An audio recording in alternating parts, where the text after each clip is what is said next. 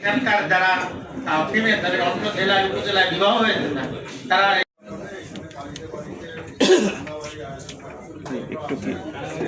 এবং এখানে তো বিরাট একটা ঈদের উৎসব এবং আমি অনেকের কাছ থেকে শুনেছি তারা আমাদেরকে বাছাই করে মাননীয় প্রধানমন্ত্রী আসা উপলক্ষে যে স্ট্যান্ডার্ড বজায় রেখে সাধারণত অবকাশ প্রস্তুতি মোটামুটি চলমান আছে স্যার। এখন স্যার আপনার নির্দেশনা পেলে স্যার আমাদের আরো সম্মানিত ডেপুটি কমিশনার জেলা প্রশাসক সাহেব,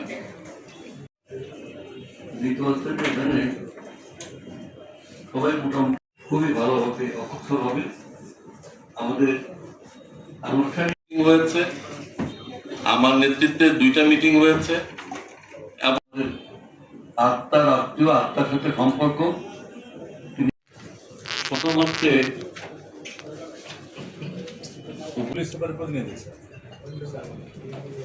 আপনি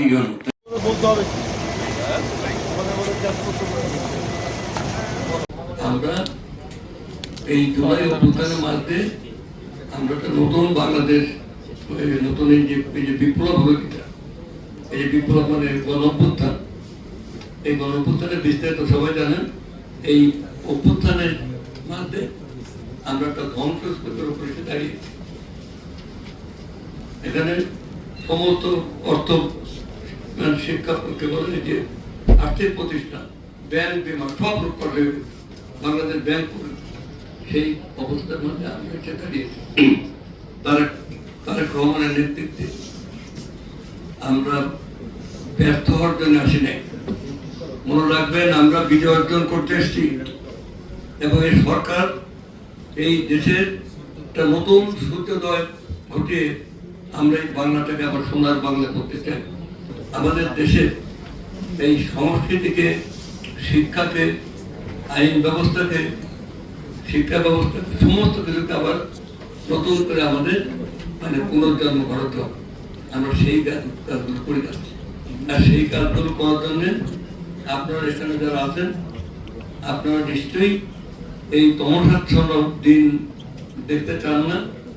আপনারা সবাই চান যে বাংলাদেশ আবার পৃথিবীর সামনে মাথা তুলে দাঁড়াক। সেই স্বপ্ন আকাঙ্ক্ষা নিয়ে, সেই পরিকল্পনা নিয়ে আমরা চাই যে আগামী দিন আমাদের সন্তানের রাজনৈতিক আদর্শের পার্থক্য থাকবে, মতের পার্থক্য থাকবে, চিন্তার পার্থক্য থাকবে। এইটা হচ্ছে একটা গণতান্ত্রিক সমাজের সৌন্দর্য। আমরা এই যে বৈচিত্র্য, এই বৈচিত্র্যের মাঝে আমরা ঐক্য চাই। আমরা চাই ইউনিটি ইন ডাইভার্সিটি।